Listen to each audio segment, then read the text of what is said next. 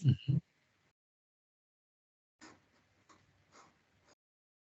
welcome everybody to a new episode of MCAA Around the World webinar.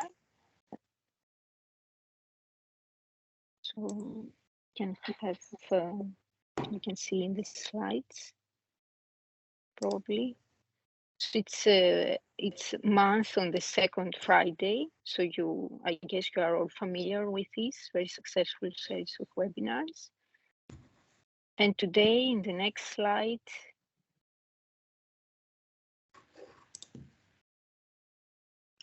today we are going to discuss with our speakers the open access science policies and the new research assessment practices that will help for more sustainable researcher careers. It's organized by Switzerland chapter and communication working group as usually. So the speakers today, welcome the speakers. So the next slide, please. So we have Giulia Malaguarna, and you know her. She's the secretary of MCAA. She's a researcher with experience in academia, industry, but policy. She's PhD in neuropharmacology, worked at the University of Catania, University College London, and in France with Marie Curie fellowships, and in startup company. She's, as I said, currently the secretary of MCAA, former president of Eurodoc and member in the MCAA policy working group with a strong focus on open science, but also for research assessment and communication. Giulia works in open air as outreach and engagement officer, lobbying with all actors in the open science ecosystem to enable them to practice open science. So she's an expert in open science policies, and we will be glad to hear enlighten things from her and to understand better what is open policies and what it means for the researchers and the science. Also, the other speaker that we have today in the next slide is a short view. It's Karen Strubats. Karen, probably you know her, is a policy advisor on a research landscape and economy for the Royal for the Royal Society of Chemistry in UK, and director of research culture consultancy, culture-based consulting. Recently, she was elected as vice chair of the Coalition for Advancing Research Assessment, and she is a governing board member for Euroscience. Karen has contributed to the drafting of European Agreement on Reforming Research Assessment together with TGRTD, Science Europe and European Agency, yes, and led the development of the Royal Society's resume for researchers. She's a chemist by training and holds a PhD in organic chemistry from KU Leuven, Belgium. Karen served on the MCAA board from 2020 to 2022, prior to which she was a vice chair of the policy working group. So she has experience with MCAA, but also now very strong experience as a vice chair of the Coalition for Advancing Research Assessment, and she will explain to us what it means for us, the new research assessment that is advertising by European Commission as well. So in the next slide, you can see roughly the agenda of today. So we have 2 hours in front of us to discuss. I don't know if we'll exhaust all the time, or depends on the audience and the questions that we are going to have. So the talks are about 20 minutes each, but we have also 10 minutes for urgent questions after each talk, and at the end we have reserved 45 minutes with the topic of sustainable researcher careers practices. As I said, Giulia is going to discuss the open science policies, and Karen, how research assessment reform can support more sustainable research careers. In the next slide, you can see what is the main theme. So in principle, the motivation for this webinar was exactly this: the European Council new proposal on research assessment reform and the implementation of open science policy. In parallel, maybe we can discuss a bit another important topic, the multilingualism, that is very important to be discussed in this framework for researchers, and that will advance sustainable careers. And you have already in the registration the useful links and the motivation of this meeting, so you could study more material and have more questions on this topic. In the next slide, it is mainly the key questions that you've seen also during the registration that we are trying to address afterwards in the panel discussion. We can come back to these questions. And for example, which research assessment practices are appropriate for high quality science and sustainable research careers? Because we want to do both. Which are the major reform changes in the existing research assessment scheme? Which are the issues that we see that are happening during the implementation of this reform, the difficult part? What is the role of open science so that we have better quality in science but also research careers?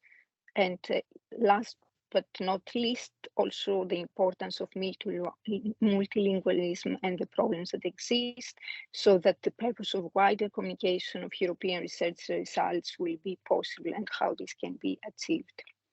So we'll try to cover these questions and more from the audience.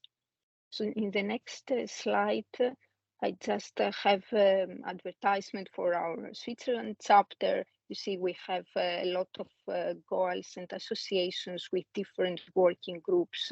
One of them is a policy working group on science and diplomacy. And I'm happy that a lot of members from policy working group are here today so they can make their questions. And please join the Swiss chapter, the Switzerland chapter, so that we have more members, more active members, because we need you and we need your opinion. In the next slide, I just have the title of this webinar. And don't forget, in my very last slide, don't forget to register to other webinars that are happening every month on second Friday, because it's important to meet and exchange ideas in very interesting topics, thanks to MCAA and the communication working group that is helping us.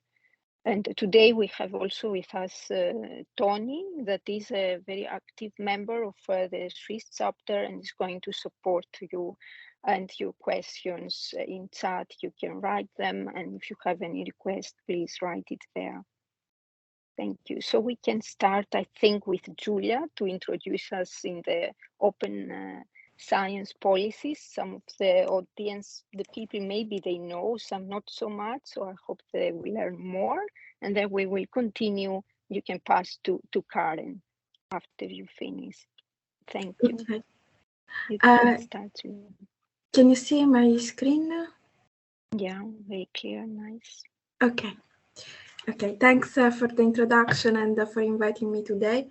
I hope to give you an overview to open science and what are the policies that led to the reform of the research assessment. At least start talking about that. But Karen will be amazing after me for sure.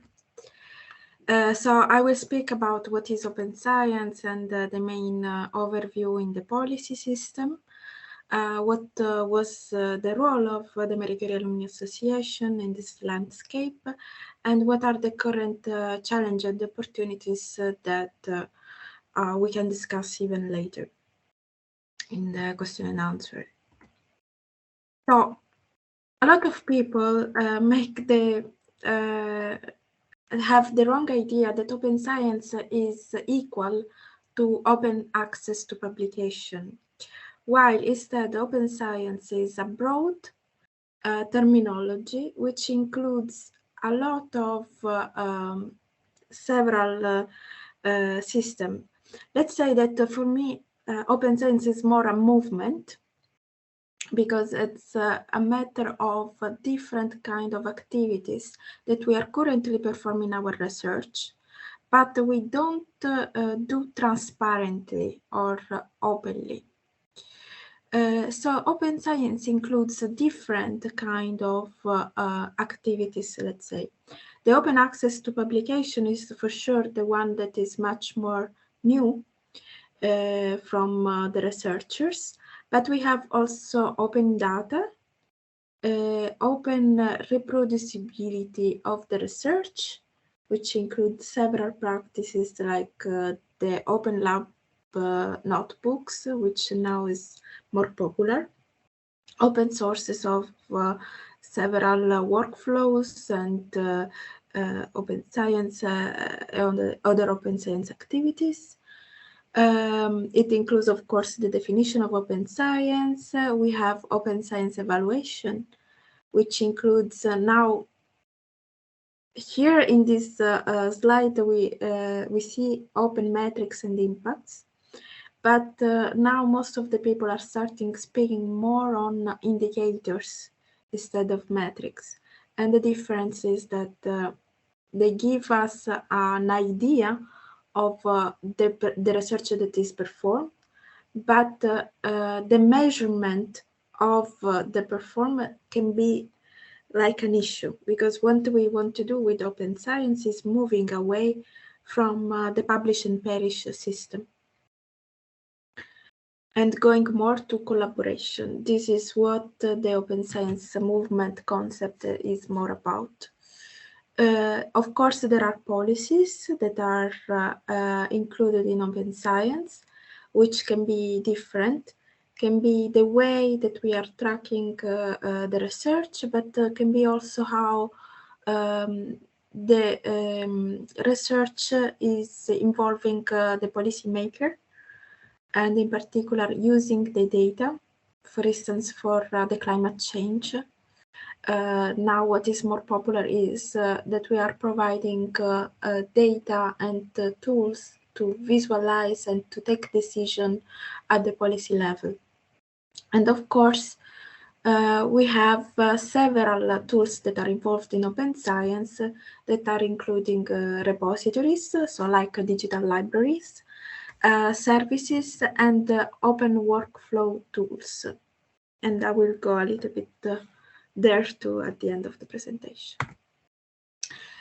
So where it started, open science, let's say that actually we can say that it starts more with the open access to publications. If you remember here, I put Newton before internet. Newton is a classical example of a scientist that was a little bit out of the learning society in the UK. And he had the difficulties on publishing its own data. So what we have at the end from Newton, it's like a partial of the work that he have conducted. And this is a pity. The reason was that at the time there was not, he didn't have enough money, and most of the scientists were coming from rich families to support the way to publish and sharing the science. And actually was another scientist who helped him in sharing one of the biggest theory that we have from him.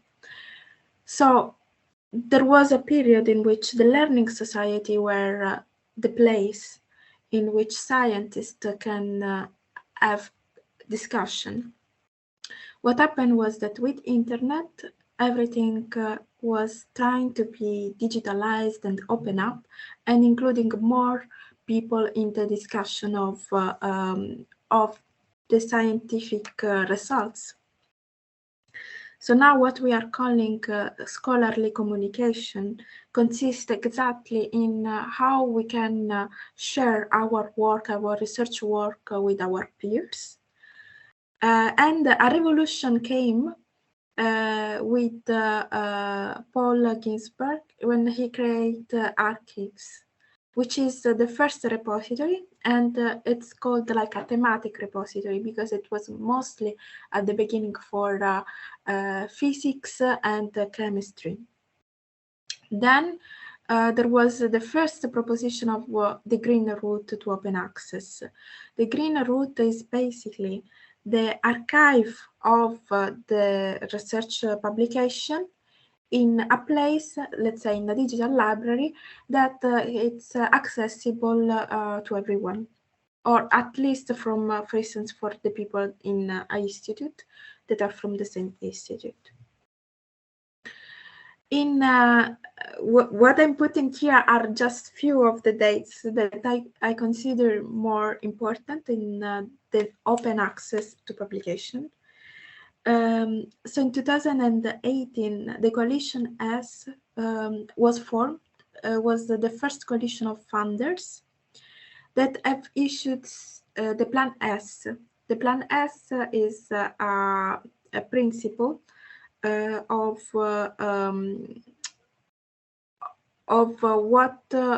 how the research should be shared.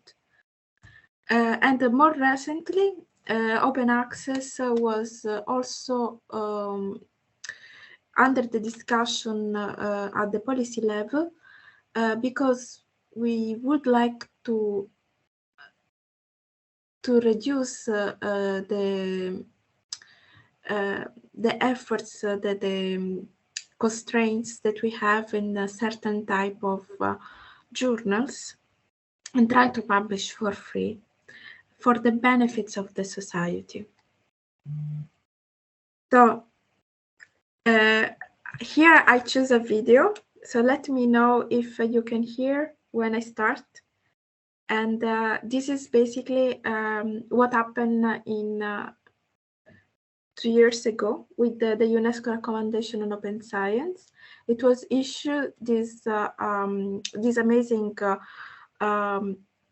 recommendation on open science, in which you can find all the definition of different activities that are considered part of open science. So now I'm going with the video. If you can't hear, I will just explain what is inside. So let me know.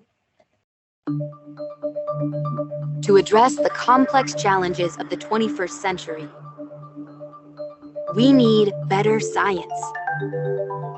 We need a more transparent, accessible, and inclusive science, which builds on collaboration. We need science that is beneficial for all people in every corner of the world. In other words, we need open science. But how does open science work? With open science, scientists and engineers use open licenses to share their publications, data, educational materials, software, and even hardware more widely. They can share research infrastructure too, and make data, archives, and research equipment more accessible. Through open science, innovators, students, and other community members can collaborate with scientists on research, ranging from biology to astronomy, to bridge the gap between society and science. By opening traditional science to other knowledge systems, science can be enriched by exchanges with indigenous and marginalized groups for the benefit of all. Just imagine what we can achieve with open science. By openly sharing data, we can develop treatments and vaccines faster, as we did for COVID-19. With greater international collaboration, we can deal with biodiversity loss and climate change more effectively. Open science will help to improve the quality of research while also broadening its social impact. Yet today, the benefits of science are still only available to a minority. Most scientific knowledge is stored behind paywalls, excluding those who cannot afford to pay for access. Imagine that you are a doctor, but you don't have access to the most recent methods of saving lives.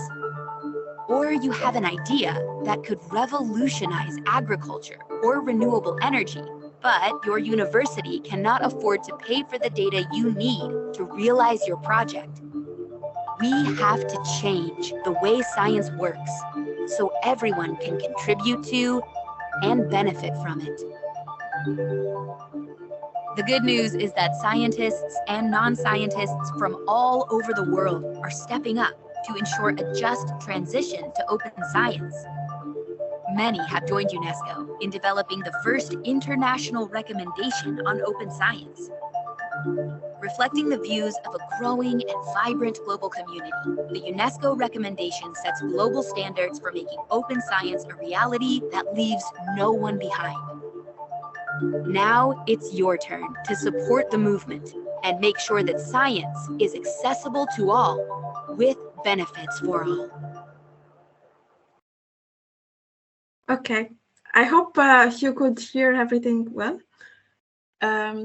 This is basically to give you a global picture of what is open science, and what was at the end of this video was made by the definition that several actors give to the recommendation of open science, because it was efforts made by the national levels, but also organization like also Eurodoc, in which I was the president at that time. We actually provide feedback on this huge document. The UNESCO, as you know, is part of the United Nations and is related to education and all the cultural organization. Oh, sorry. So we need also to speak a little bit more what happened in Europe, because actually Europe was one of the first pioneer in making policy in open science. One of the biggest contribution came in 2016 with this document that was called Open Innovation, Open Science, Open to the World, in which basically the European Commission made the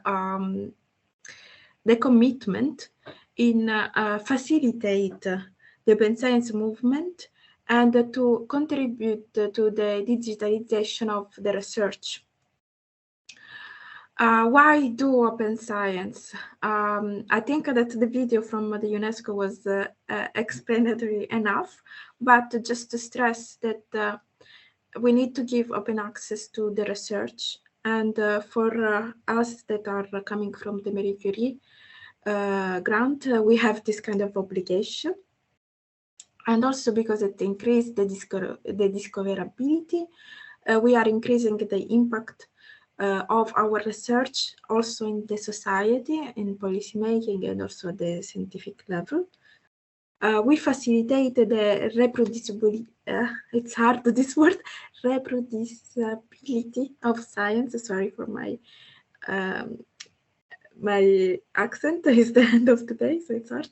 And also it gives sharing the resources for which we are conducting our research, and aiming to be as open as possible, because of some part is like closed as necessary. Of course, you can't open up all the part of the process in the research, in particular if you are aiming to patents, to commercialize, but you can give the right Creative Commons. So what protects you is called the licensing. And also there are other kind of data that you can't share, for instance, for the GDPR compliance. The Marie Curie contribute in several statements since the beginning. As I told you before, in 2018, there was this Plan S, which is like a set of principles, 10 principles, that was issued by a coalition of funders in Europe, in which they shared what could be open access to publication and how to make these efforts. In poor words, also it was also for them a commitment to help us as researchers to enable and give us the possibility to be open and to share all the research in a safe and open environment. So since that statement, the Marie Curie Alumni Association with other organizations like Eurodoc and the Young Academy of Europe contribute in this statement, giving them feedback, but also giving them a strong opinion in the implementation of the Plan S. So, for instance, one of my favorite points in this is that no researchers should face the fee, and that there should be a cap of the price in the journals. And that I think this was one of the most important things that we stressed at the time. Open science, as you know, is a part of the European Framework Programme for funding, because the European Commission was one of the biggest funders in this movement. In fact, at the beginning in 2008, they were piloting open access to publication. In 2020, in the Horizon 2020 was mandatory, the open access to publication, and while it was piloting the open research data and the data management plan. In 2017, it was a little bit more than a pilot. It was asked to be by default having at least a data management plan. While in the Horizon Europe, so the current framework program, there are several mandatory elements that are to embed open science inside the research workflow. What is the research workflow? So if you are thinking on the activities that you are conducting during the research, you have several steps that are the conceptualization of the research, the data gathering, the analysis, then the publication, the review, and everything that is continuously. So at any steps of these activities, you have something that can be open. For instance, you can use the citizen science, so the public, to give a feedback, so as an instrument, or as people to involve in conducting some kind of research or to interview. There is the open code to the software, there is the possibility to preprint the publication, to give open access either to the data or to the publication, and so on. You have several possibilities in which you can open and being transparent in your activities. There are some rules, of course, and there are some kind of principles that are strong in this. In particular, open science means fair, which is an acronym for being findable. So the research has to be findable. It means that you can give a persistent identifier to the publication, for instance, the DOI, but also another persistent identifier is the ORCID. So there are several persistent identifiers, even for the institutions. And these are helping the people to find your research. Then it has to be accessible.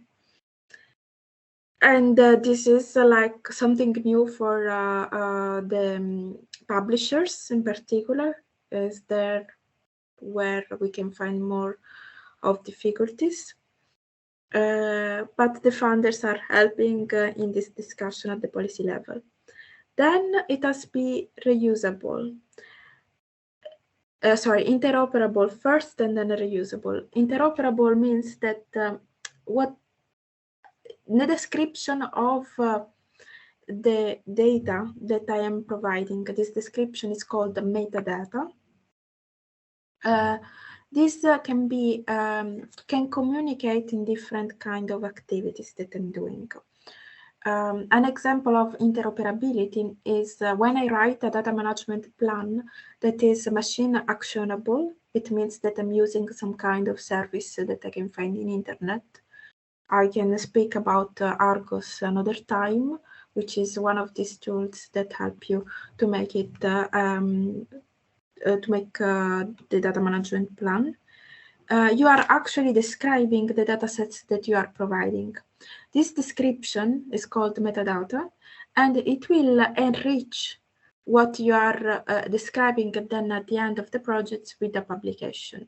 So you will have metadata that are coming from your publication, metadata that are coming from your data management plan, metadata that are coming from the description of your datasets.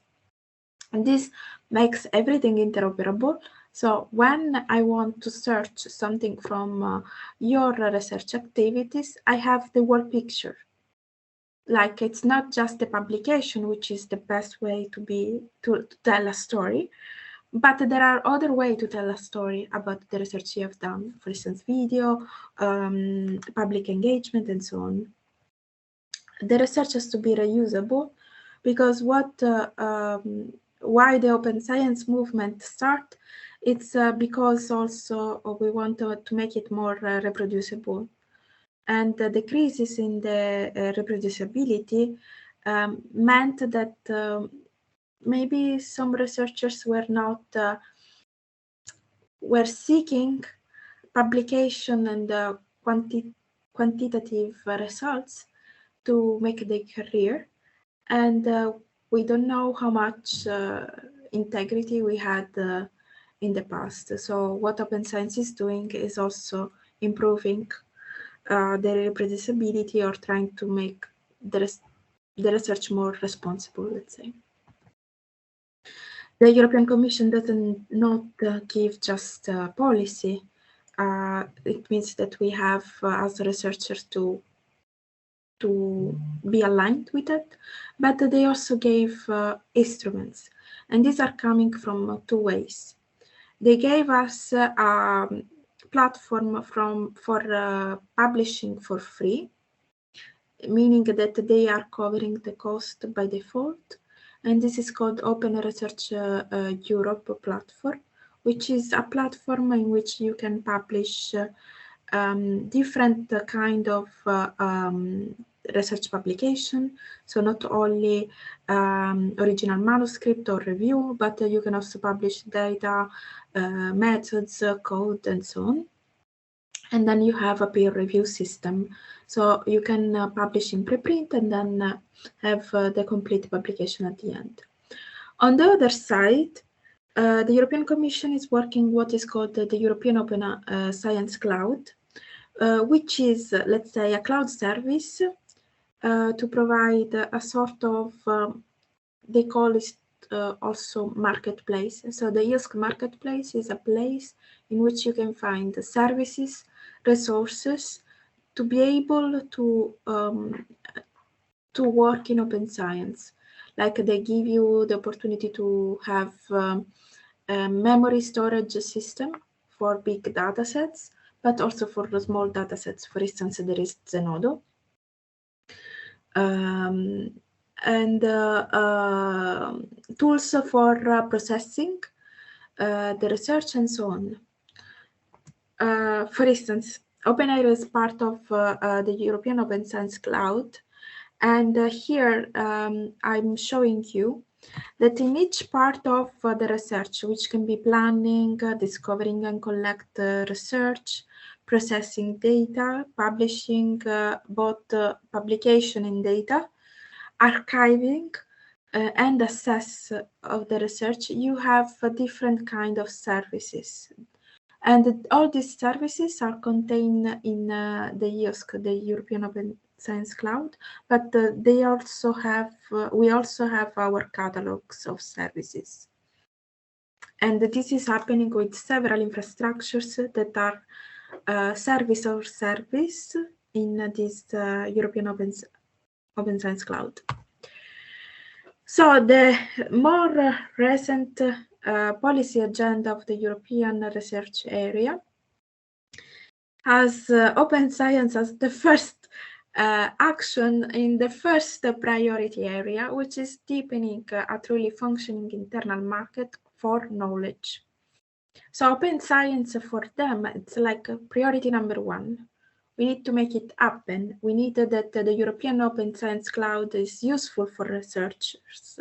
Is something that people can really use as instrument to make the benefits for the whole society and for communicate with the policy service to make better policies.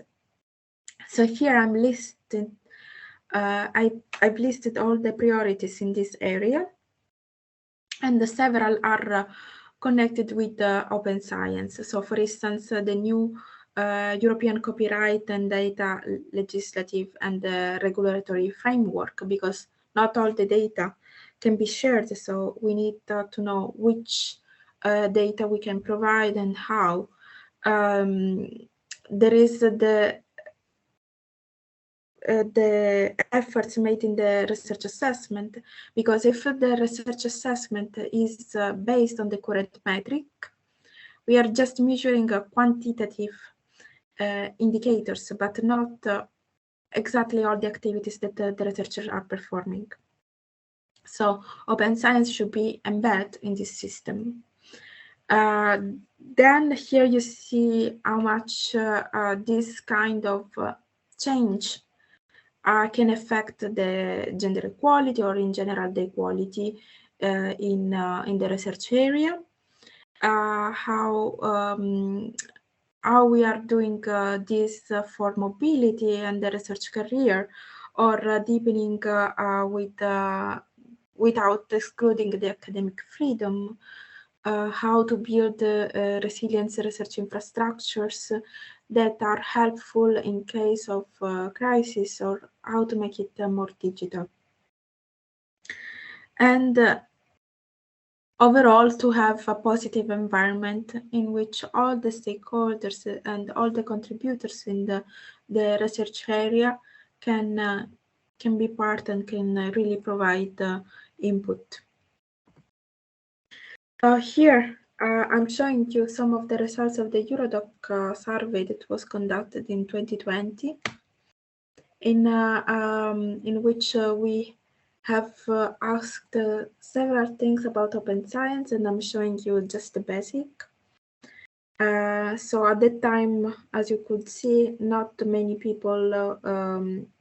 Eurodoc is an organization representing early career researchers, mainly, basically, just them. It may have someone from the Marie Curie Alumni Association, but it's really few, because we are mostly in the Marie Curie Alumni Association to do advocacy. So going to the main things that were discovered. We asked what was the factor that was more important in publishing research output. And most of the people said that for them, one of the biggest interest when they have to publish was related on the journal impact factor. Of course, because this is still an indicator of the research activities, and this is where we want to change, because there is a limitation on what you can publish, and it's not always a metric of quality of the research that we are conducting. I'm going again. We asked what were the main features of open science that the researchers were considering more important, and the open access was the first.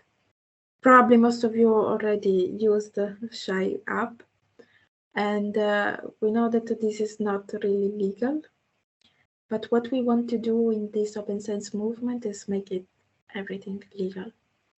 And for doing this, we should at first publishing in open access as much as we can, but we need protection from the research assessment. So we will have several sessions in the Marie Curie annual conference that is happening in Cordoba. So I hope that if you can travel or you can assist to online to the conference. Please also give a look to the session that will be related to open science and also to the multilingualism. We have a session with Gianmaria Greco, who is part of the board. And we also speak extensively of research assessment. But now I will give the floor to Karen, and then I will answer to the question later. Thank you.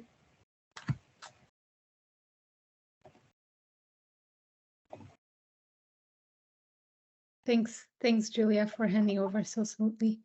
Let me first try to share screen.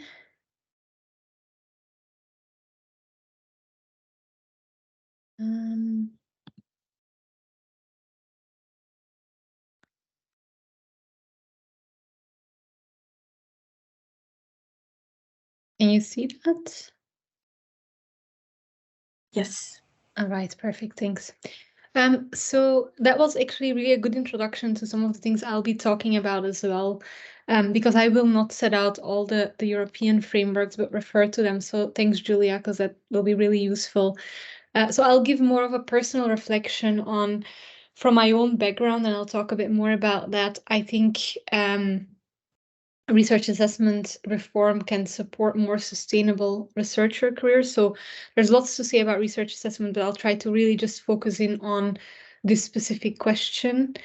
And so, as I said, I'll just start a bit with where I'm coming from personally on this subject. If I can move the slide, let me just, yeah. So I'm actually, so my name's Karen, and I am currently kind of managing a portfolio of a few different activities. They're all centered around the topic of research assessment and research culture, but I started my career as a researcher in chemistry. And I did my PhD in KU Leuven, and then I moved to Cambridge, where I'm still based today, although I've kind of changed sectors.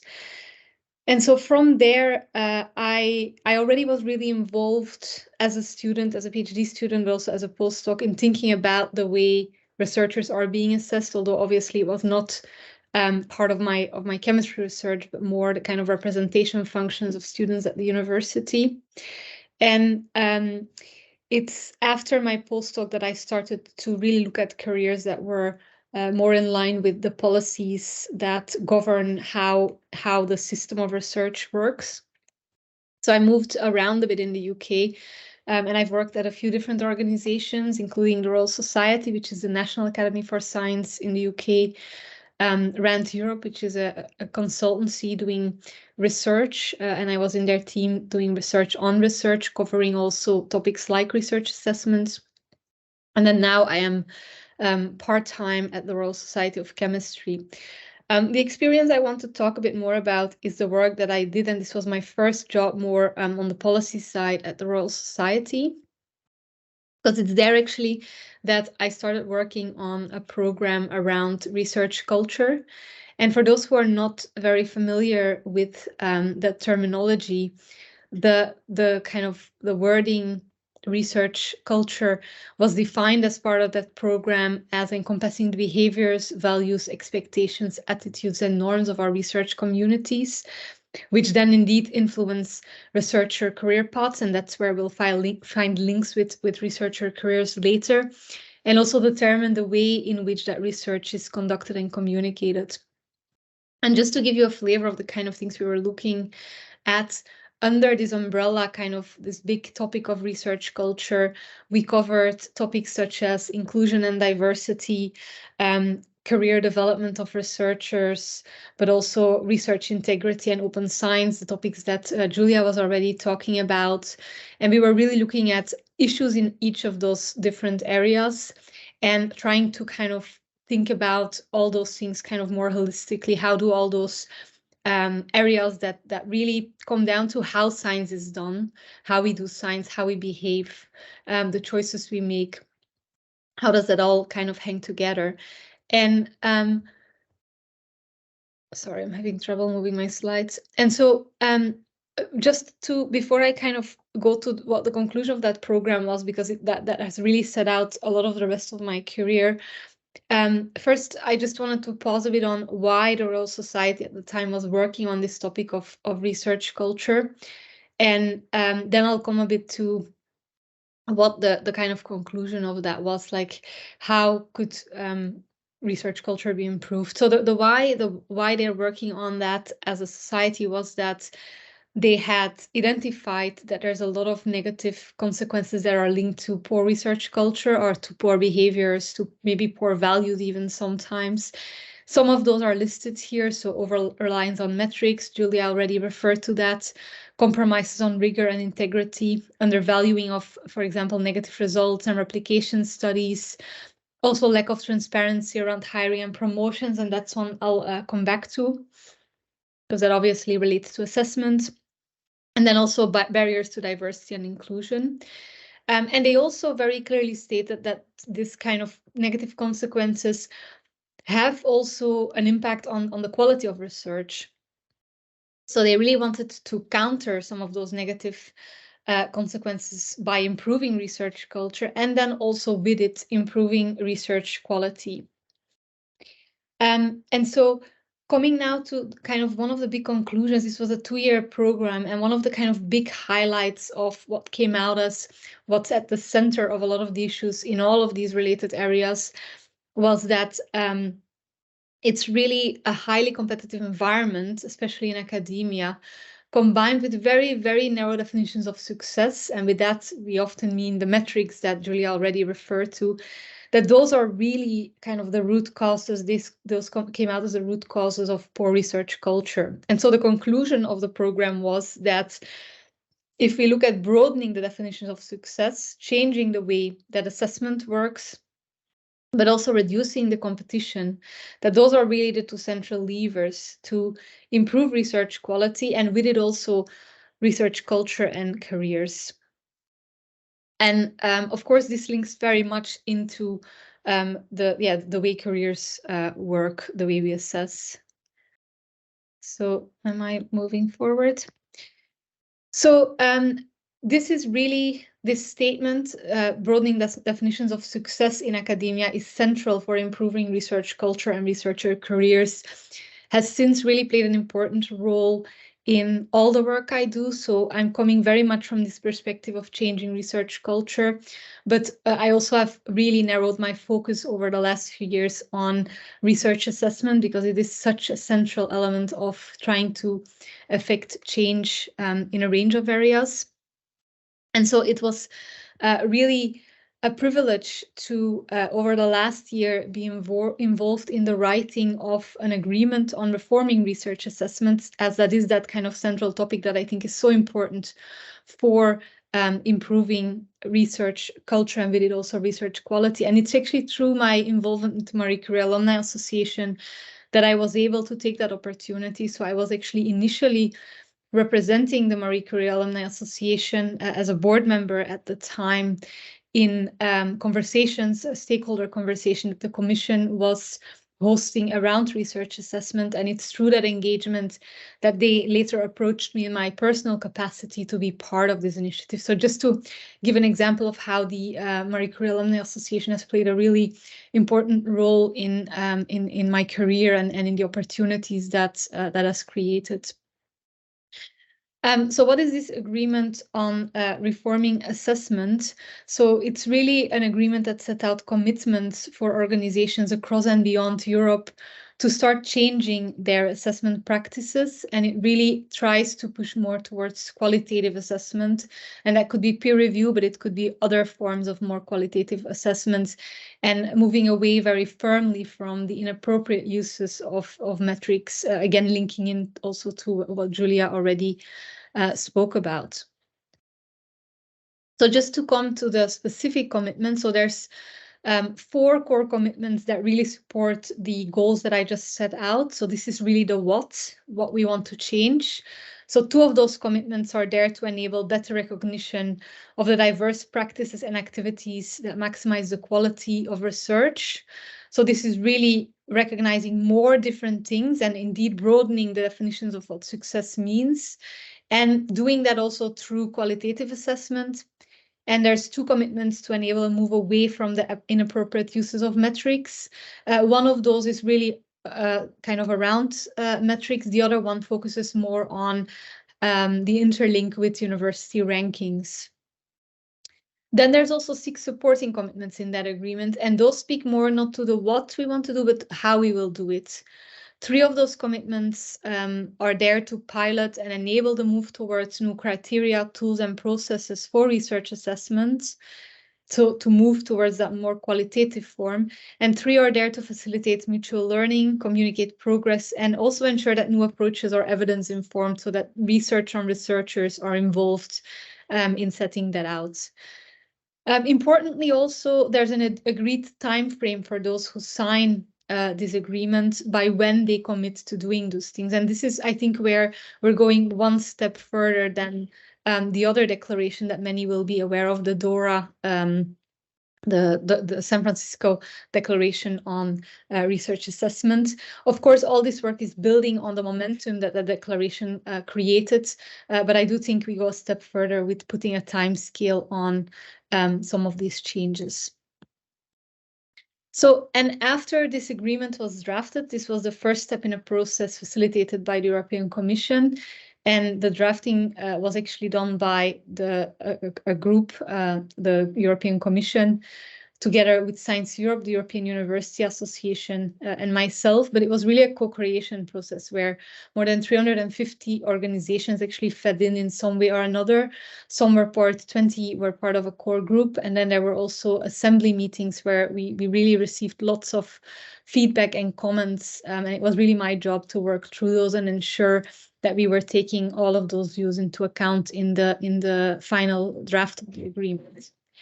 And so the second part of this story is, and this only really started in December, so we're very early stages in this part, is that the second part is that a coalition was created for advancing research assessments. And this coalition is really the group of organizations that agree with that agreement, that sign it, and that commit to taking it forward together as a group. And I think we already have more than 400 members of the coalition today. They are all organizations, so it's not open to individuals, but I'll come back to that more at the end, because there are ways potentially for individuals to get involved. And then I want to come to the kind of topic of the question I posed in the beginning. How can reforming research assessment provide opportunities, first of all, to align research success with career success? So here we're coming more into the career story.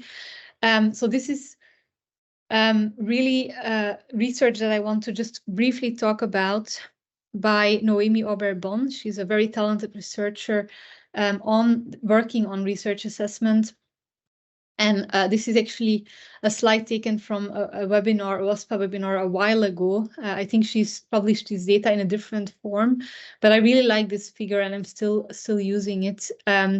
So this was a questionnaire that Noémie did with researchers where she was asking for a specific statement. And again, this relates a bit back to Julia's topic. You know, which of these things that we're setting out here are essential, irrelevant, or unfavorable for, on the one hand, advancing your career, on the other hand, advancing science, and then also for your personal satisfaction. And the example shown here is, she asked, to what extent is publishing open access essential, irrelevant, or detrimental? And same for sharing your full data. And as you see, here in this example, just a bit over 50% of researchers, I'm taking a very rough average here, think that these things are actually irrelevant for advancing their career at the time that this survey was taken. But they almost all think that it's essential for advancing science. So we're putting people really in a very difficult position because they seem to have to choose between what's best for their career and what's best for science. And it also appears that their personal satisfaction matches more with somewhat more with what's best for their career, which is, of course, not illogical. So I think one of the opportunities we have with reforming what success looks like and what is needed to advance your career in assessment is to really align better what is actually best for science with what is best for career progression. So I think that's the first opportunity that we have. And there's a few other things as well. So I do think also that reforming research assessment provides opportunities to more generally improve the sustainability of research careers. And I'll just use a few illustrations to talk through a few of the things that I think could change, although with the caveat that a lot of work is needed, and there's a lot of thinking to do around how we will do that. But so first of all, this is kind of my kind of graphical representation of what I think is happening at the moment. And I think it relates very much to work I was involved with also of the Marie Curie Association as part of the New Horizon project on a policy brief towards responsible research career assessment. And some of the issues set out in that report are about the career progression. And so what you see here is on the left-hand side, there's this group of, I'm sorry if that's the other way around for you, but so on the one hand, you have this group of researchers. I've presented the diversity of that group with different colors. And there's a funnel where only 2 of them make it to a career in academia, to a professorship. And you can see that they're both the orange guys. So there's very little diversity. We really kind of recruit always the same narrow profiles, whereas everyone else ends up in other careers. I'm sure they'll eventually also like those, but initially they don't really feel frustrated. They feel like they failed. And also there's not really a route back into academia. So it's quite difficult to move back. So I think that's kind of just a rough representation of the situation. So what I think could change is, I think there could be changes on a few different levels. First of all, I think it would be possible if we change the definitions we set of success in the way that we assess. I think it would be possible to select for more diverse profiles in terms of who gets those initial positions. So here, you know, there's the green fellow has now also made it through that system. But also, I think there should be more preparation for a range of careers so that it's not this kind of choice between academia or an alternative. People can kind of just choose based on their skill set for a few different directions without those frustrations. And also they can just move between academia and other sectors much more easily. So there's this increased porosity that also takes away a lot of that frustration, because it doesn't mean if you don't make it in that first round that there won't be an opportunity later on in your career. So first of all, I want to also just say that some of this is already kind of being set in motion. So there are already initiatives where there's attention for career diversification in particular. So the kind of aspect of getting more diverse profiles. So this is, for example, the recognition and reward strategy in the Netherlands includes an ambition to diversify and vitalize career paths, so to enable more diversity and profiles for academics. So that could really already be a step in the right direction. I also believe that it would be important over time to get some type of competency-based evaluation in academia. It's not maybe something that's immediately feasible, but I do think that that's something that will be essential in increasing the porosity with other sectors where that is an approach that is used in recruitment in many sectors. Then I think it's kind of really, there's a few caveats to put here, because there will be other changes needed than just assessment reform to achieve some of the kind of idealism that I've set out in those previous graphics. Because obviously I talked in the beginning, when I was talking about the research culture program, about there were 2 things that are the kind of reasons why there are so many issues at the moment with research culture. One was around narrow definitions of success and broadening those out. And that's something we can do with changes to research assessment. However, the other one was that there's a lot of competition. And that is something where research assessment alone won't be enough. There is precarity of academic research careers, and just changing how you assess doesn't suddenly create more positions or longer term contracts. So there's other things that will need to change to solve some of these problems.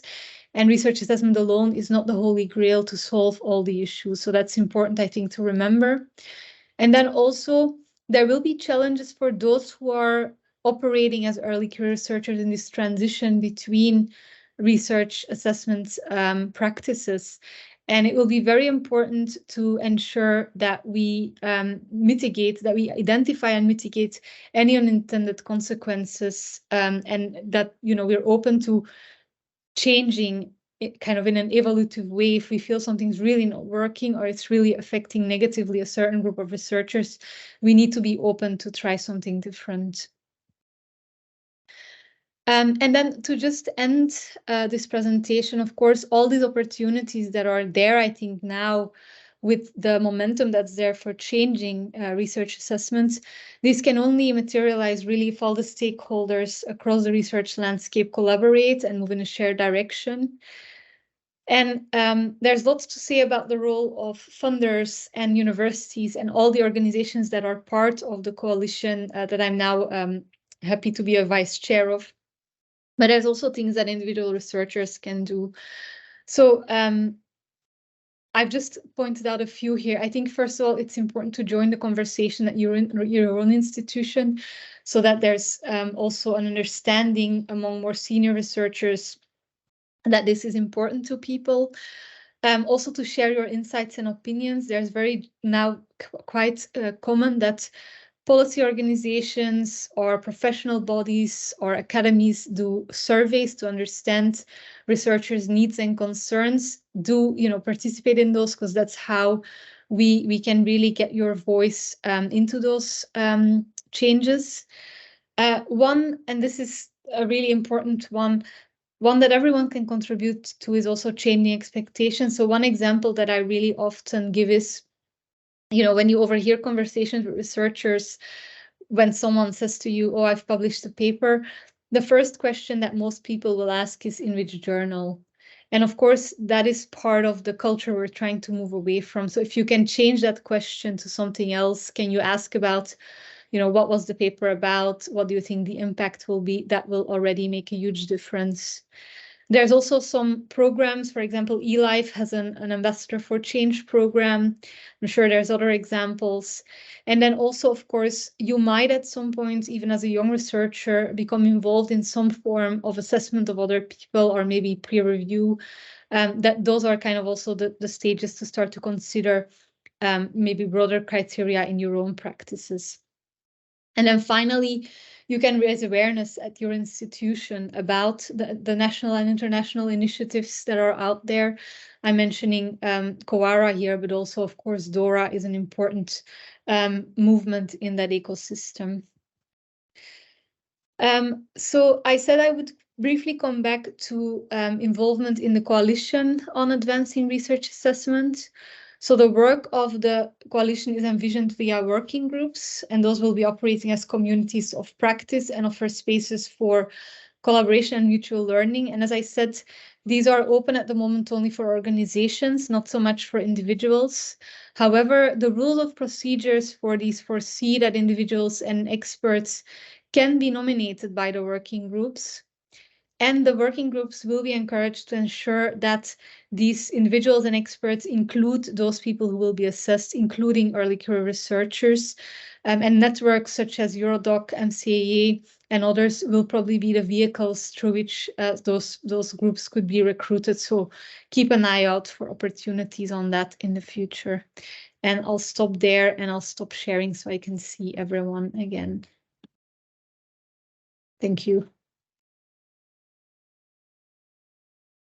Thank you, Karen. And truly, it was really nice to hear. I know that a lot of, especially MCAA people that are early career researchers, are really worrying about all these topics that I see that are already discussed and quite in detail. But maybe the main question is how we do it in practice. So how this will be propagated as a research culture that you said, and who defines that? Is the more the institutions, the academic, the higher level? How the early career people could change that? How could affect that? Because affects them in principle. So what is your opinion? Maybe we start with Julia and then Karen. You can say your opinion, and then the people can, all the people here can, don't be shy, so you can open your microphones and make your questions, please. Thank you. Thank you, Teodora, for your question, because I can tell you my personal experience. So I was advocating for open science, like as early career researchers, and in particular before even having the Marie Curie funds. And I was doing training on policy and advocacy, and I was very enthusiastic about that. At a certain point, one of the persons that now is working closer with Karen, who is Eva Mendes, at a certain point during a meeting with the commission, she said, okay, but here we have Giulia Malaguarnera, that is a early career researcher, and of course she is like an ambassador of open science, doing open science. And at a certain point I had a panic attack because it's not so straightforward. And this is also why at a certain point I decided to join OpenAIR, because OpenAIR is one of the enablers of practicing open science. Because what we are creating in this ecosystem, that is the European Open Science Cloud and the Open Research Europe as a publishing platform, is trying to make everything easy for the researchers in so many ways. By speaking on the publication, because I think it's easier for all of us to understand as first step. Open Research Europe is the kind of platform that is giving the opportunity in which you are actually have to think on your contribution in a paper. And this is coming back to what Karen was saying, how to diversify the research characterization. Basically, you have the idea, you are the first author, you are just reviewing, you are reviewing the articles and what it was done. You are good in performing data analysis. You are good in finding funding or writing research proposals. So all these kind of qualities, of course, can be part of one person, but of course, all of us have more strengths in something than in other things, or we like to do something than other things. There are people that love to be in the lab and they will just like to make experiment and don't write anything. There are other people that are good in writing. So by making these efforts, and understand what you can have a credit. In fact, this system is called the credit system. You also underline which is your profile, your research profile, and give you awareness. And this is something that I love in open science, because we need to understand what kind of skills we have. Then another things that, for instance, you can discover in Open Research Europe is that the open peer review. The open peer review are cited. So this is nice because what you are spending time in reviewing the research of someone else that is completely usually should be not known, should be a person that it's never collaborate with you and can give you like a honest opinion about the paper. And actually you have the possibility as early career researchers to be recruited. So you can go in Open Research Europe, you can try to write to the editors and ask if you can be a contributor. And this kind of opening the system was something that I really advocate for, and I obtain it, so really do it because it's a nice way to start. And this is just a few things that I love in the publication. Then, as a Marie Curie alumni, we had mostly the individual fellow knows this kind of things, but I guess also at the student level, you have to write your data management plan. The data management plan helps you to have an overview on the data that can be open and closed because you are describing what you're going to collect, and then you make other revision. And you are really explain what you want to do, where you want to archive these data sets, and more or less you can give the links of all the work that you are doing. That famous persistence identifiers that I was explaining before. If you link in the data management plan, then you are giving information to founders, you are giving information to the peers, you are making like sort of more contribution. Even if from our side, when we have this obligation of writing a data management plan, first we don't understand why we have to do. Then we find it very boring. And we feel that it's an administrative thing and we don't understand the value. This is why when we are advocating for open science, we are advocating first to the training and then to other steps. And even if we are full of tools and possibilities to play in open science environment, of course, it's something that we need to do step by step, probably together with I like the community of practicing that in Quara will be established. It's going to be nice. Yeah, probably Karen can say more about it. Thank you, Julia. It was really, it's new things are coming all the time, and we are not aware they were not existing a few years ago, for example. And we need training and information, and that's why MCA can help a lot. At least we can reach quite a lot of Marie Curie fellows, and that is the basis, the young researchers to get trained, and then the whole mentality, the research culture. I like very much this this word that Karen is using. That has a lot of meaning. The good research culture that contains everything. So Karen, you can answer this, and then we give Konstantinos the opportunity to pose questions and discuss with us. Definitely. So I'll first maybe talk a bit about how this is going to be implemented from what is happening already, although a lot is still in the future.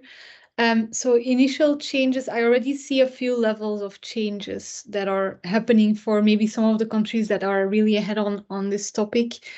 So first of all, there's already quite a lot of experimentation with what is called the narrative CV.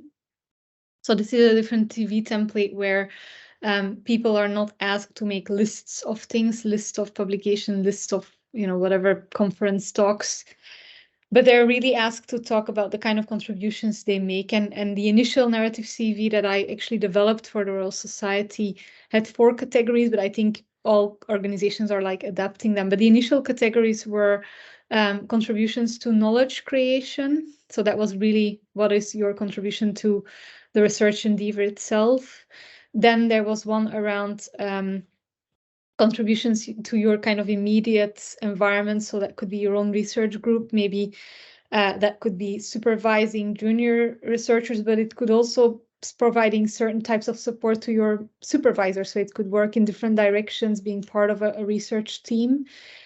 The third one was contributions to the scientific community. So that would indeed include, like Julia said, recognition for peer review, for example, activities, but also organizing conferences, those kind of things. And the last one was contributions to society. So that was a space to talk more about where your research is maybe already having an impact, or where you're doing outreach activities, those kind of things. So that's definitely something that is already happening in terms of experimentation and research on this. There's a lot of research going on how it works, whether it's actually like reaching the desired outcomes. So that's one change that I think has started. A second one in the Netherlands, they're already really kind of implementing this at the university level. So for example, I was recently at the University of Maastricht, and there they have already these profiles for academics, and that is the basis for their promotion. And they have 4 categories in those profiles: research, teaching, impact, and leadership. And people have to take some objectives in research and teaching, but then they can choose to say, okay, I put everything in research and teaching, or I put a small part in leadership, or a small part in impact. And that means that they will be assessed against the objectives that they put in those different categories, so that you create some kind of diversity in the profiles of people. So again, that is something that is already happening in some countries, and there's already a lot of now within Kowara, we're getting a lot of requests for these people to present to others, so that there's sharing of how this is working, how they developed it, how they got their institution on board to try it out. So that's already happening. One thing that I'm personally still missing a bit is, because we're still focusing a lot on activities and on outputs. I think one mistake that we could make is that we start to count other things. So instead of saying, okay, we count publications, we start to count how many open access publication or how many open data sets. So the movement, I think, at the moment is to see much more narrative, to talk more about, okay, I published an open access publication, and that enabled someone to start a collaboration with me who wouldn't have, been able to do that if this would have been behind a paywall. Those are more the type of conversations we want to see reflected in narrative form. And also, I think for me, the ideal situation, but we're not there yet, would be that we also start to include competencies. So for example, when you apply now for an ERC grant, for example, this could really allow you to build a team for the first time in your life. You will become a people management manager. However, at the moment, there is not a single question in the entire ERC process that asks you about your competency to manage. And I don't want to make any confusion here, because someone has in one conversation told me we can't hire people because they're kind. This has nothing to do with kindness. In any other sector outside academia, you will be assessed on your competencies, your ability to manage people. You'll be asked very reflective questions on how you would handle a certain situation, how you've maybe handled the situation in the past, how you would do it different in the future. We are missing this kind of reflective conversations, and this is something I hope we will see in the future, something that cannot be put a number on, but that is really making people reflect on the way they behave towards others. And this could also be, around collaboration. It doesn't only relate to management. So that's for me the vision for a far future, but I know we're not quite there yet. Then the question, how can early career researchers get involved? The honest answer on assessment is a lot will have to happen at the top, because this is just something where if the criteria are set in a certain way and you go against them, it can damage your career. So this will be a transition that will be quite difficult for early career researchers, because a lot of it will come top down. I think what is important is to ensure that there is representation on boards within the university, that young people really get involved in these conversations and really push for representation if there are committees that are looking at these changes. And I think that is something young researchers can be vocal about and get involved in. And then, as I said, there will be opportunities, because I'm part of my role that I see on the Kowara steering board is to also keep this on the agenda. How do we involve early career researchers to avoid unintended consequences? So it's, again, one of my objectives that there will be opportunities for young researchers to get involved. So that will also be something to look out for, although we're not quite there yet. I think we'll probably only really be launching the working groups around April. So before they start up and get at a stage where they will be able to involve young researchers. We have still some time to go, but I'm confident we will get there. Thank you, Karen. It's really very useful to have you here, and Julia, and I'm sure that will be opportunity during the conference in Cordoba to discuss more about this. I was impressed how the people think how science, the improvement in science, scientific, it's not improving their career. So there is a big gap there. So there is no connection. So a lot of people think only in the academics. It is the career of a scientist, and then they are excluded from this, and then it's problematic. Also, something to do, of course, with the assessment that is not correctly done.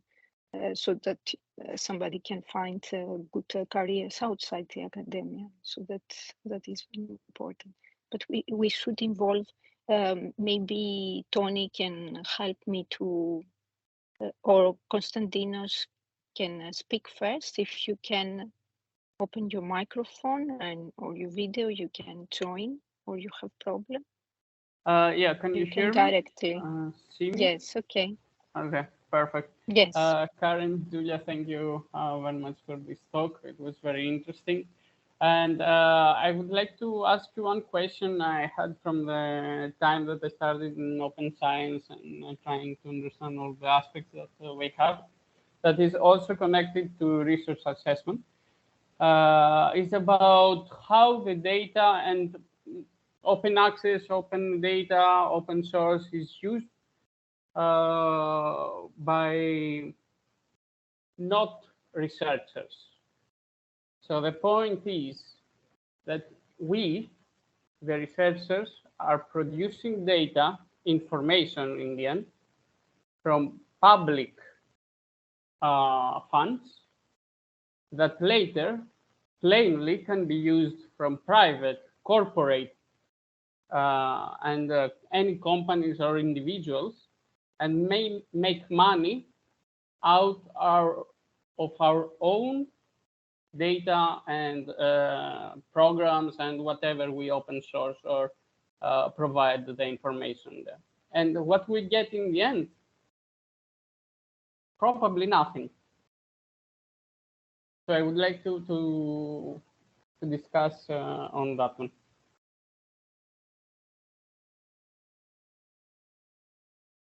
Shall I go first or okay? Okay, so there are several. Your first question was about how what we are giving back is used from other actors, right?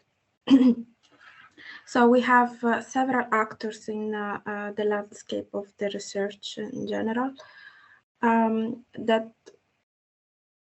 that you need to be a little bit visionary here. Or we need, because I understand your point. The vision is how we can tackle big issue if we are not sharing our work. And this is something that we had to learn very badly with the COVID-19. So this is a lesson learned that we should take into our portfolio of knowledge, which was if on the misuse and on the use of what was that moment, because it was like waking up people like, share your data, and they were like, I don't know how to do. Oh my God, what are you asking me to do? I don't know if it's true or not. I don't understand what I have. But it's like a share, because then maybe someone will understand what you have done. So you have also to point into the vision that for me, at least for me, we live in a thermodynamic environment in where chaos is also present. You can make order and you can try to be nice and good in whatever you're doing, but you have also some data that you can't always explain. And then you are forcing the data that you are producing into a paper that sometimes you are trying to explain something, but it's not the reality, okay? So the data that you are producing can have a different meaning, and they can have different use. Of course, you can put a limit. You can say what you are opening. So in the open science environment, in the reality, you don't have to open your data sets. What we need is that you have to open your metadata. So you have to describe what you are producing. So if I am conducting a job that can be related in the data that you are producing with a certain method, I can contact you and say, hey, Konstantinos, I'm working in the same field, but I'm using another instrument. Can I see your complete data sets, or can we try to find collaboration? And you, of course, you can say yes or no, if you have the intellectual property. And here is where you need to pay attention, because what we are working with the coalition as is the right retention strategy, in which you are managing your intellectual property. When you are assigning contracts as a postdoc, you are very early career researcher, so you are just starting in this process. You have to make sure that whatever contract you are signing, you read what is your intellectual properties and your duties, because sometimes they are shared with the university, which in part is helping you. But if you are making a patent, this is something that you really need to search. Either you are working with a company, or either you are working with the institute. So there are limitations. So you're not just opening everything. Let's say, as a researcher, you are not a prostitute, you are a geisha. So you are explaining what is your potential and what they can get from you. But you are not going naked around and say, yeah, take my dress, take this and take that. No, this is not open science. Open science is a description. It's okay. This is my research. I want to be as transparent as I can. These are the data sets that I'm collecting within this project. And this is useful from the people that are paying. If they are public money, either I am a founder or a policymaker or a commercial entity or a citizen, I need to understand if I'm interested in that topic, who I can ask, or which institute or which research community. Because what we are tending to do as early career researchers is to think about just our research, because we are used to have just one topic at the beginning of our career, which is the PhD thesis. But you need to see your research topic in a big picture. So what is the impact that can have? And it's not bad if what you are working on have an industrial profit. And in that case, it's not always easy for early career researchers to understand what you can do.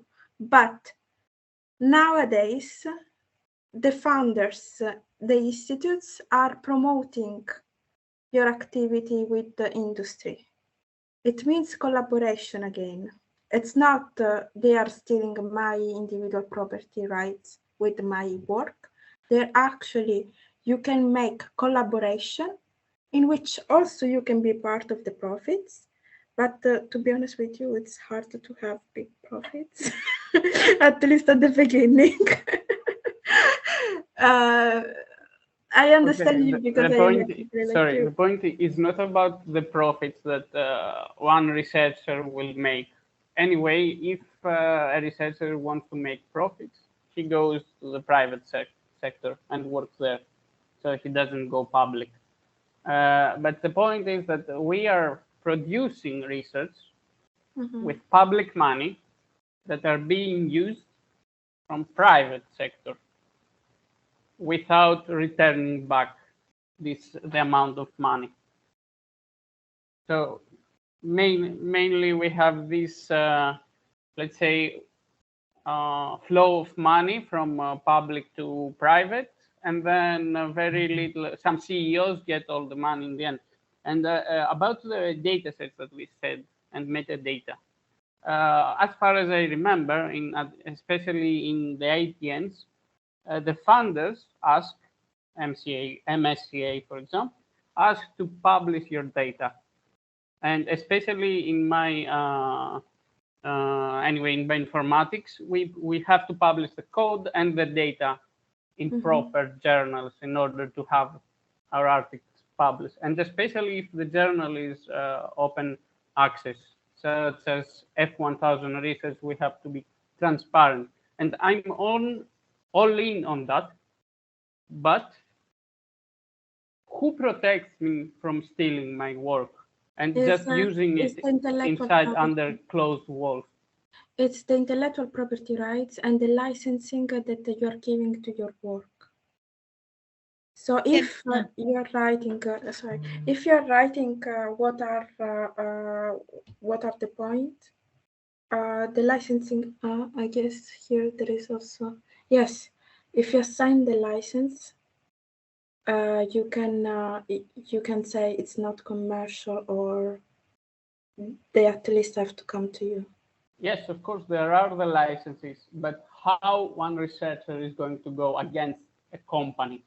Because this is going to the court. It's not like the Europe is going to protect me. It's just there. It's just a law, and it's just for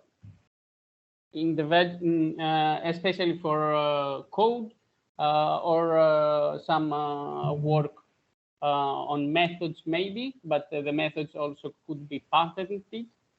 But all this needs a lot more funds from one. Can I maybe also come in? So, I mean, first of all, you're right, Konstantinos. There is private companies profit from public information, but this is not something that wasn't happening before the open science movement started to ramp up. I don't know whether you're familiar with Mariana Mazzucato. She's an economics researcher in the UK, and this is her whole topic of research. She talks about how, I mean, I think one of her ideas is that governments would actually have equity in companies where they're benefiting from some of the initial research that was funded by the government. So there's a whole body of research around that, and in principle, your starting point is the correct one. This is happening, but it's not happening because of open science. It was happening before open science was even, a movement. And you're right that the problem there might be more data they can rely on. That is true. But I think there are probably other mechanisms to look at to solve this that go back to some of the economics research. I actually have one of her books here. You can see it. I'm on Blur. But yeah, look her up. I can type it in the chat. She really tries to tackle this whole problem. But then to just come to the fact that it is publicly funded, this is why funders want it to be openly available, because the public has funded it. So they are coming from the perspective that it should be open to the public. And that then includes private companies. So that is where then that problems comes in. But the starting point was not that it would be open to private companies. The starting point was very much that because it's publicly funded, it should be open to the public.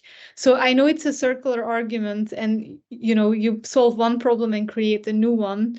But I think this is where we are, and your problem does exist. But I also do think there are people who are very carefully thinking about how it can be solved. Whether that will result in policy action, that's always a different question. I think we're far away from that. But I do recommend, if you're interested in the topic, to have a look at our work. Thank you very much. One example, Konstantinos, for example, at CERN, that where the web funded, and it was open source, so a lot of people profited from that after.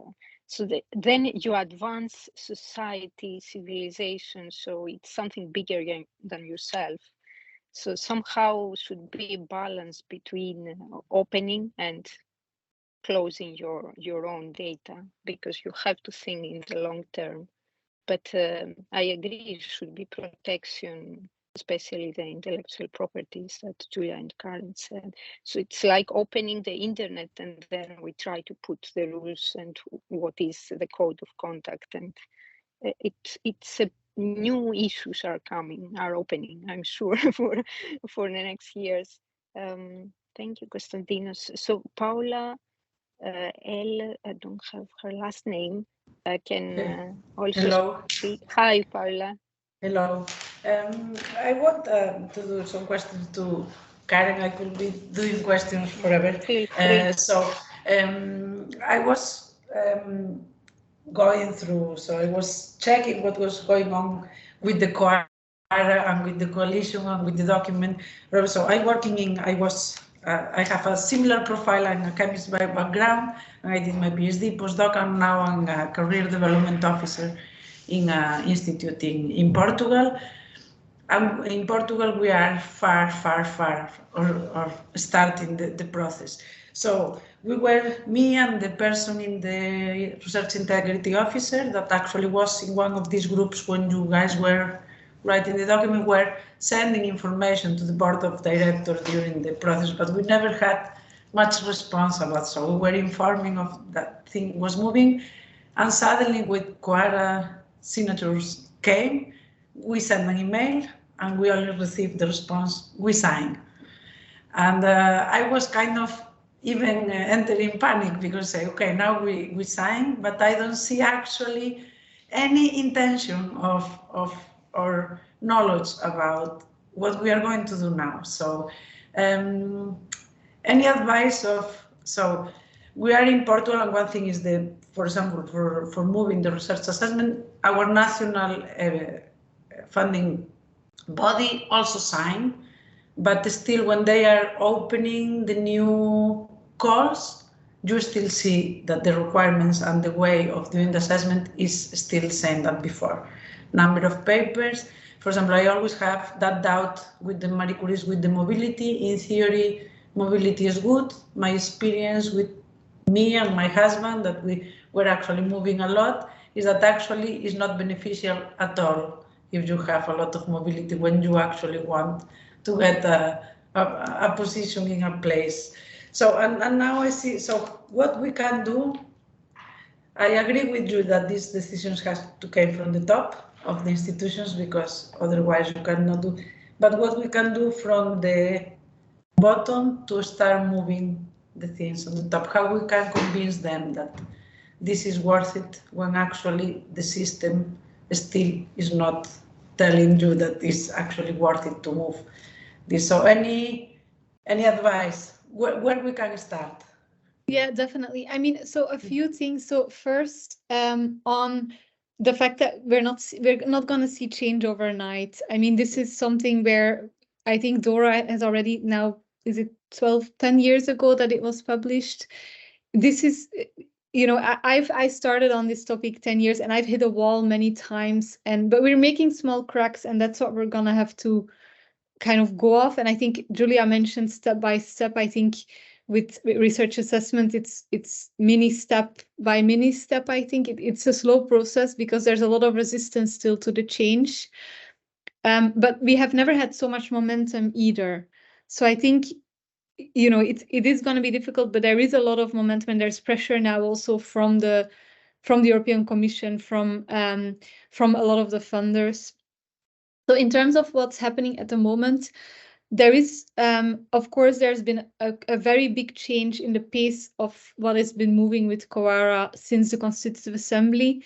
The reason being that before the Constitutive Assembly, there were 3 organizations providing a lot of capacity from their end, whereas now we have a bit of capacity from ESF, who are the secretariat, but very limited. They do it on a voluntary basis at the moment.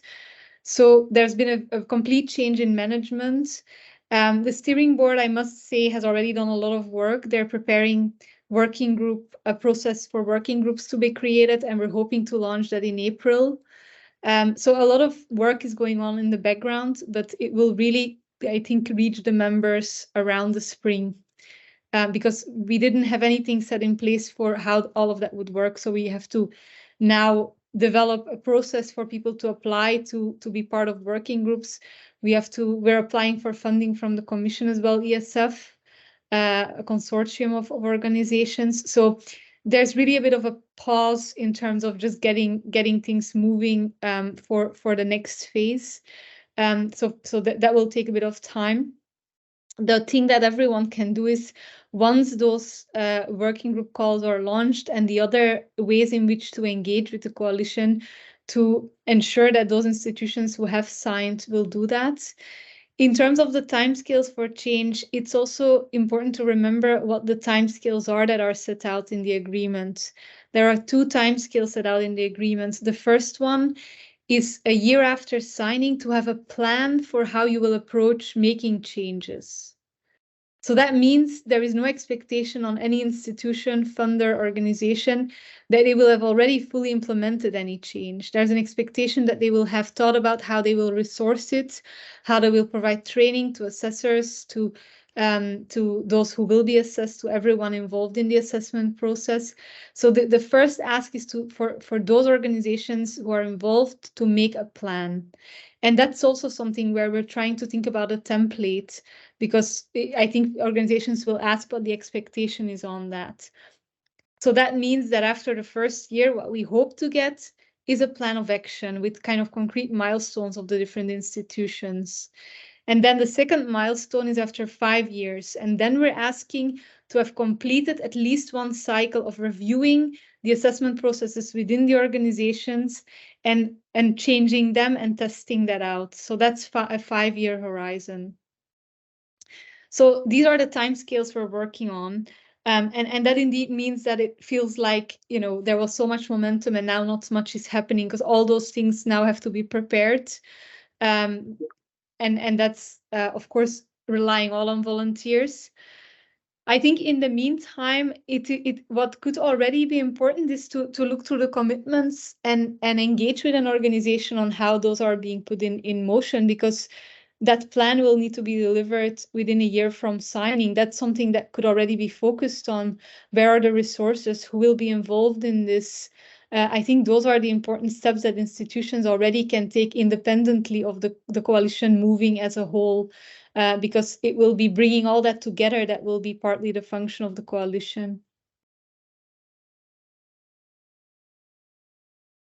Okay, thank you. Yeah, because it's this, for example, few days after the signature of the agreement, I was the person that my name was in the second name, and I was the one in the assembly voting for the quota.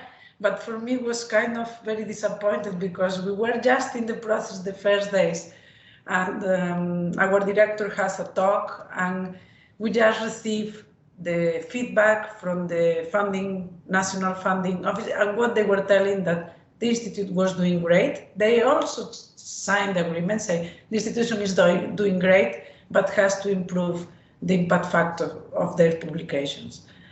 And for me, it was like we are doing everything wrong. We signed the agreements, and the funding body signed an agreement for changing the research assessment, but after it's telling the institutions, you are doing great in everything, but you should improve the impact factor of your publications.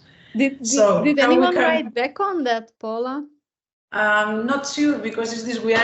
I think the persons that realize how wrong this is are the persons that we can do some lobby, but we don't have any power, and even I'm not the person that can answer to that. So, and after you hear this speech over and over again, so we are doing great, but we have to increase the impact. So there was someone that answered. So there was the vice-rector of the university asked to speak after the director and say, okay, I hear you speaking about the impact. I think we are not reading right what is impact.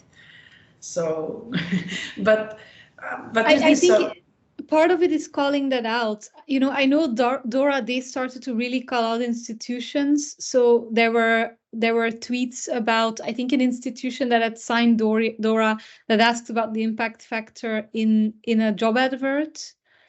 And they called them out and they apologized, and I'm sure they won't immediately do that again. So I do think we as individuals can call that out and send them. You know, there's of course something around what is your function at the university and how that does that. And we should feel the confidence to reply and say how, you know, how does it fit with, because I see you're a signature of this agreement where the third commitment exactly says not to use these metrics. So I think I do think we all can you know, be maybe sometimes a bit brave, as long as it doesn't affect our job, obviously, in calling this out, because it needs to become unacceptable at some point. Okay. It was fun even because when you guys were the persons we had to choose to represent the choir, I don't know if you realize or not, but there were some narrative CVs for people that was presenting for being in the choir steering group that started the narrative CV saying how, I don't know how many years of experience with my age factor. That for me was kind of crazy. I think one of the main problems is that actually people don't understand what actually means, and I don't know from where to start. I don't know if people from Coara is doing this, like going to institutions. You say something before that people from institutions is asking people from the Netherlands that actually are in another level already than, for example, what we have in Portugal, if they are open to give some talks in the institutions to start the conversation at least. Definitely, and this is partly what we would like to enable.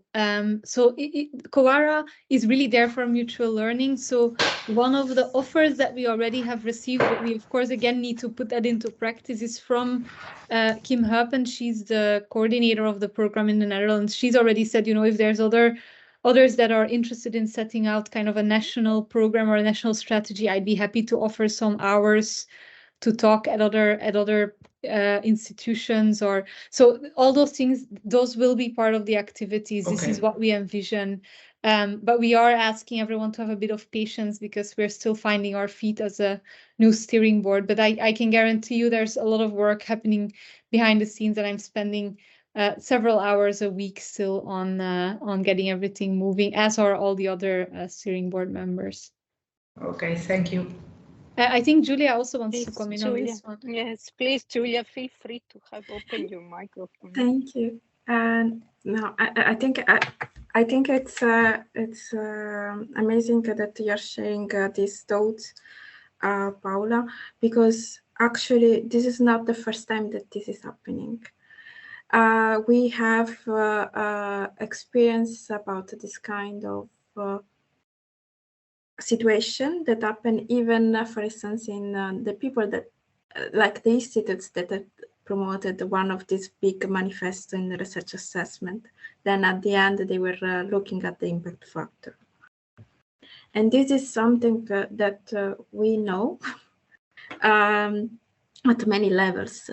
Now I decided to work for Open Air, which is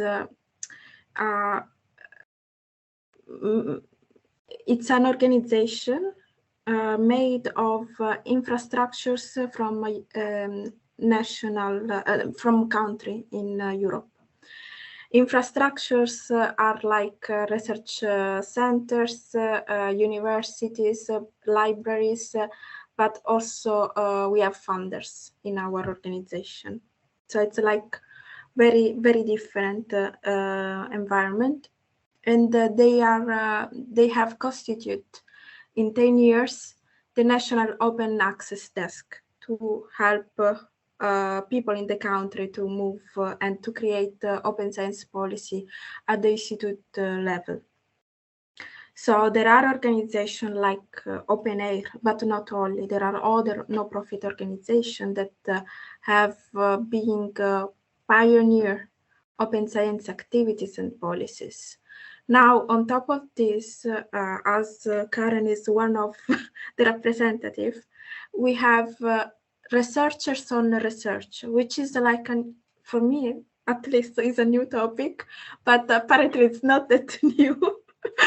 But I can tell you that where Karen come from, so both in Belgium, in Netherlands, and in the UK, they were like the pioneers in this research. And what kind of way to assess the people, what you should consider. For instance, one of the things that was said during the meeting that we had with the unit on the European Commission about the research assessment times ago is that while in some countries the narrative CV is working, there are some other countries that needs some kind of indicators. Maybe not metrics, but indicators. There are several people that are considering the journal impact factor, like still some good metrics, but this kind of metrics is related on assessing the journal.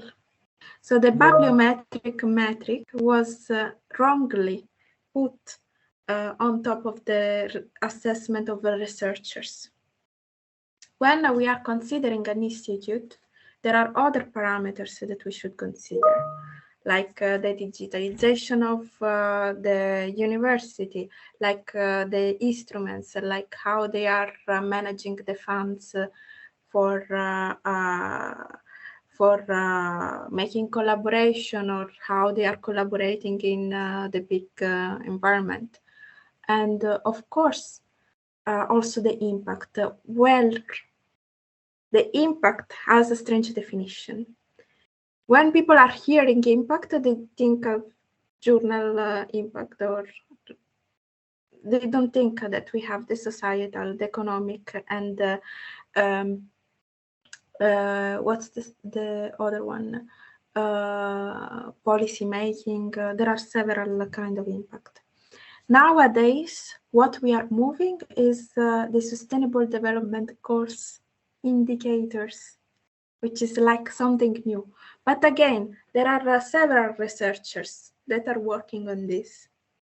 And it's amazing because, as Teodata was saying before, there are so many researchers in these things, and everything is going like so fast that it's harder to track. This is also why COARA was established, to have a vision of this organization, to collect the awareness about institutes, about projects. Because another thing that we didn't mention is that the European Commission is true that was pushing for the establishment of COARA, but they stepped back to be part of the COARA steering board, because they are funding many projects that are relating on how we can assess research, tools, discussion, and the Marie Curie Alumni Association is in several projects. We are going to discuss this more deeply during the conference, but there are opus in which the Marie Curie is there. We have a project with the citizen science. We have several little projects in which we are piloting. What COARA will do is make everything together. and try to have like a global knowledge or a point of reference for what we are I'm thinking how easy is Julia to reinforce the alignment, let's say, of the institutions according to these principles that there are are suggesting. Maybe one key holder, let's say, it's funding agencies. How? Because there is interdependency. Maybe the institutes, universities want, research institutes want to change, but then the funding agency is the problem. I can tell I you don't what know. is happening. Yeah, what is happening is at a very high political level. So what now was launched back in November, and this is something new, is the UNESCO Observatory. So as I said during my discussion, there is the European Open Science Cloud that is one of the main infrastructures that the European Commission is spending money on it. This observatory, it's made of a questionnaire for ministry at the national level, in which they are discussing what is the uptake of open science. This is in one top level. Then in the middle level, there are these nodes that I was telling you before, the National Open Science Desk, which are like this kind of nice pioneers that were part of OpenAIR, that are working on this from 10 years. And now, nation by nation, are trying to engage these different actors at the national levels and came up with national policy in open science. There are some that are very advanced and they have already everything in place, like France. France, I think, is the use case in which ministry, infrastructures, universities, research centers are all aligned, and they have to be compliant in open science. And most of the researchers which I'm talking with, they believe open science. Yes, I agree. Open science has progressed. It's few years now, several years. The new will be the research. Of course, open science is included in the new research assessment, but also other practices, as you said, the journals, the impact factors, and these things. Yeah. The more narrative way of writing a CV. And I know we are a bit late in time, but it was very interesting discussion. From my personal experience, for example, I can give you an example. I'm working with an experiment, it's very big collaboration. And in equal way, we are all authors. We are about 2,000 people, authors of the same papers, if we are participating in a certain year. So there is no, you cannot understand from the journal impact factor. So I'm telling you a practical example. So in this way, I have to write my CV in the narrative way, because I have to say where I contribute, where I was leading, which teams, how I was making the project to progress or initiate. So there are more things. So I think at least some institutes are a bit ahead of time, and this, in practice, this we will need. It's not only journal impact factor. What happens if 2,000 people have the same? So you cannot distinguish them. So I'm telling you as an example, I mean, it's very good idea to write a CV about where you contribute, where is your initiative, and not just state your journals and your papers. So I support fully, and that was personal, practical example of what is happening in really big collaborations. I had the opportunity to see how to apply for a position at the Université Charité, and I think these are one of the pioneers in this system. They actually, of course, I also have metric support, because this was my roots, let's say, where I come from. But there were a lot of questions about my knowledge in open science. Just knowledge. It was very interesting the way they were doing the recruitment. There are universities that are piloting a different system. There are some universities that are more advanced. There are projects in support of this kind of opportunities. Yeah, it's very important to these institutes that are advanced to give example and communicate their example with the rest, and not be so somehow should be centrally coordinated this way, so that they will really serve as a good example for the rest. Because that's the way to go, personally. So I'm very happy that we have this discussion, and hope a lot of people believe the same. Thank you, Karen, for the links that you are posting. Any other question? I know that it's getting close to the time to close the meeting. I'm sure that we'll have the opportunity to discuss during the conference, during the sessions on site or online. We can connect. And I'm happy that I'm part of the MCAA, where we can discuss openly and we can advance also this kind of initiatives for better science and better life of scientists, of researchers.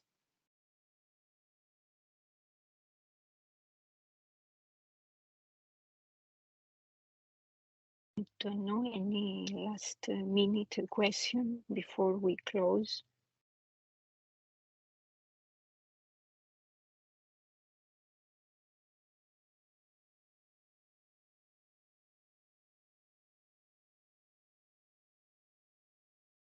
Of course, we are going to discuss also these kind of things in the policy working group in the MCAA during the year.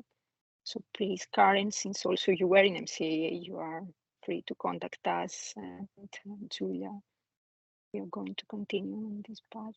Thank you very much. I appreciate a lot the discussion, your talks. I'm sure a lot of people here. And just communicate by email to continue. Thanks for inviting us. I'm trying to still support the policy working group as much as possible, and I think Julia's probably the board member also really involved in that. So I think yeah, if there are things we can help with on that side, I think I can probably offer that from both of us, Julia. Okay, let us know.